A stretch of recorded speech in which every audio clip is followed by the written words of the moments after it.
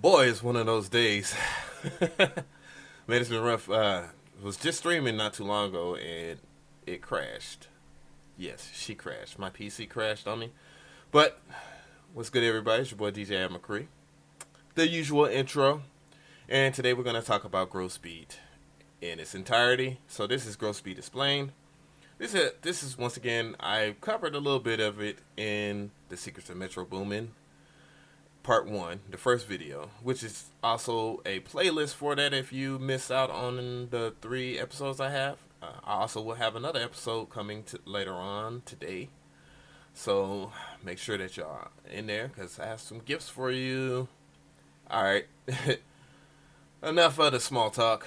Once again, let's get to it. So, this is growth speed. What growth speed does, it manipulates time. It's a time manipulation effect.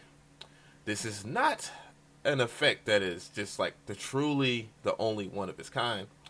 If you know music production, then you know one thing about music production is that it is more than one way to do something. However, we're talking about growth speed. Now, I'm going to delete this real quick. I have a loop loaded, which sounds like this. So basically what I'm gonna do is mess with the time interval thingy right here, which controls the time, this knob, and you can automate it. However, we're gonna do it like this first.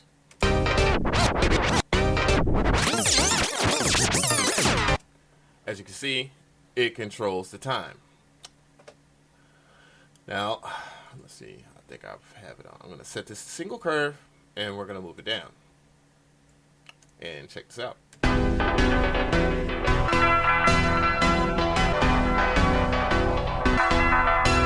So its natural flavor is to play something by how long the bar is, basically.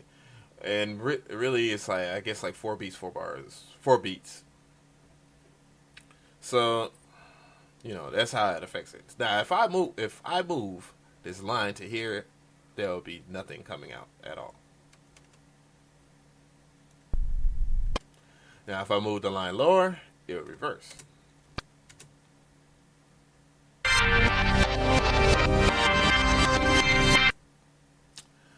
Yes. So, as you can see, it controls the time of the actual sample that is running through, basically. And I have it on insert 1. You can put it on master, but however, I strongly recommend looking at the first video, The Secrets of Metro Boomin, because I have a particular and a very good strategy to routing sounds using the insert channels and using one insert channel for all your growth speed needs. So yeah, keep that in mind. I want y'all to look at that video.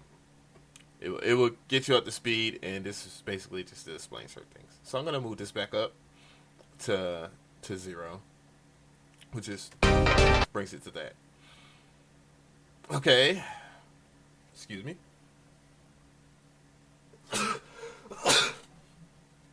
So not only does it control time, but it controls volume. And what I mean by volume is that it gates sounds. We're using a noise gate. So let's go through that.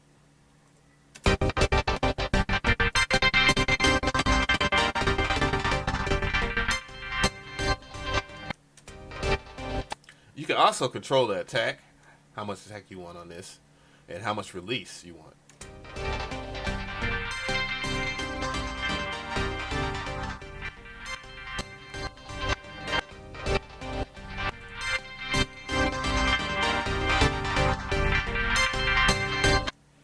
And the threshold at that.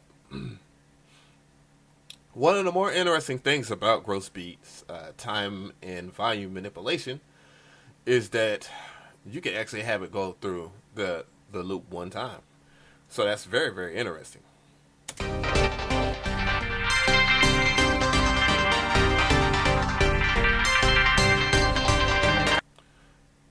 By pressing on the number 1. And you can keep it at key held,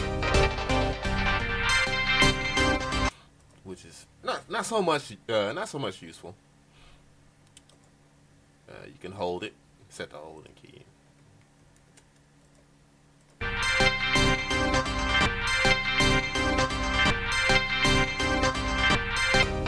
which actually holds it for 4 beats. Take that off. One thing that you have to keep in mind is that when you have it, I think I already said it, but I can go to these. I'm gonna go to these real quick. But it's default by 4 bars as far as trigger sync, and what that means is this. And I'm gonna go through the example.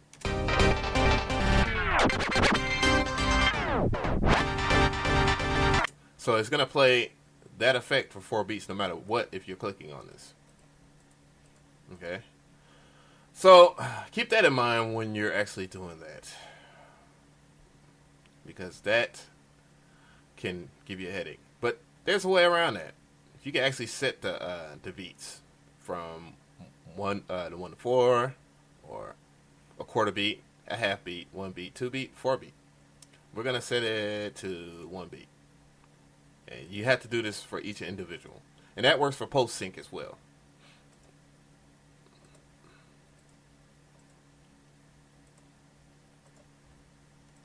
Alright, now let's do this.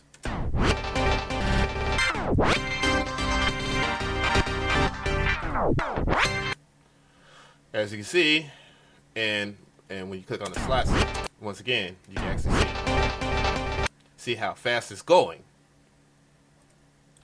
There are some more interesting things about it that I've already messed with in gross beat. And one of the things that when you click on this down window, this down key, is that you see low drums, high melodic. This is a very important feature. Give or take that if you're doing certain things. Now, it doesn't really affect the pattern preset of the patterns, but it does affect and helps with this when you go into pinch shifter. In the pinch shifter, you have a kind of a strange time stretch, and for those who don't know, I say stretch. That's just me. All right. The time stretching, with time stretching, certain artifacts or familiar weird artifacts will affect the audio in FL Studio or with gross beat in general. And this happens.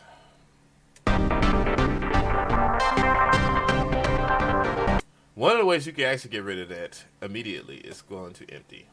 Empty will take away that D-click, which gives the sample that strange artifact, which you might want. I mean, it's a tastemaker's. It's situational, because you might want that vinyl crackle sound or popping sound in your track, but you might not, or not. It just depends on you. Me personally, I kind of like it on certain things like pianos or certain synthesizers, but nah. So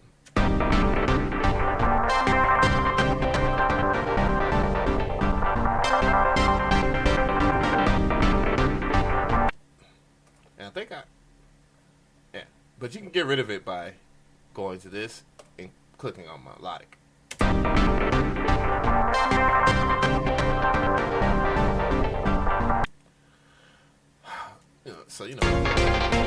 And that's basically a pinch. And guess what? One of the things that I showed you earlier in one shot, I want you to keep in mind when you go and select a preset for pitch shift or patterns momentarily or whatever. But it's extremely useful for patterns and pitch shifter. But you select the one shot and it'll play it once, and in its lower whatever you selected, and then it'll go back to the normal audio sound or whatever sound you're using in gross beat.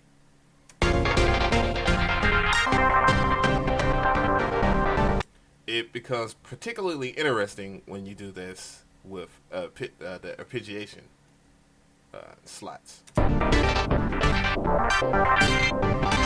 Oops, I got to select again.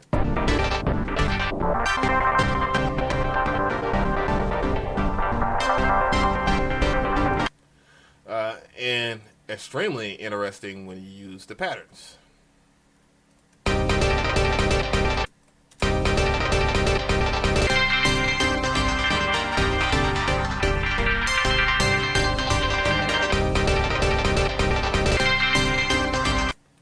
Yeah, very interesting. These are key things, and I'm pretty sure a lot of people, maybe some of y'all knew that, some of y'all didn't, but you know, I wanted to share that with you. Okay, now the last thing I want to cover with Grossbeat is that a lot of people have been asking me, how do you get this fantastic plugin to work with your MIDI keyboard? And it's very simple. Unlike a third-party VST or a VST that is not native in FL Studio, you cannot just use the MIDI out and route the MIDI out part of the VST into the MIDI out options or sampler or MIDI out channel. But however, by going, I'm going to do this again because by inserting or replacing, whatever you want to do, just insert. I recommend insert. You go to the Fruity keyboard controller, and if you're in FL Studio 12, it'll be basically under controller. Go to that, and if you're in anything 11 below, I think it's in alphabetical order. Now we selected Fruity keyboard controller, and now you have to do this. You have to left click and drag right here, this region right here, to set the range. Now you have to auto map to either white and black keys or auto map to white keys only. I'm just going ahead and choose white and black keys. Now the next step you have to do, I usually just go to basic one, just to be safe. You gotta right click on the actual slot, link to controller, and go to Fruity keyboard controller note, and then accept. And what do we have?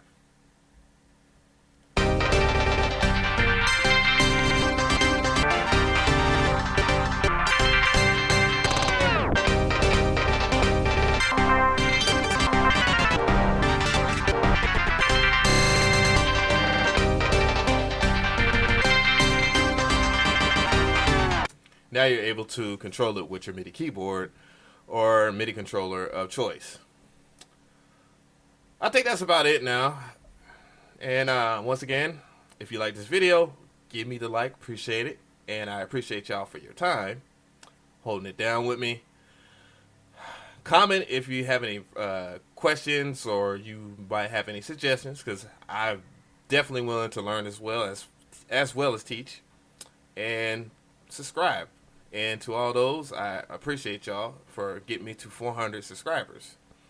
It's been a great year, and more to come. Secrets of Metro Boomin Part 4, yes, Part 4, will be out later on today. It's DJ Av, I'm out.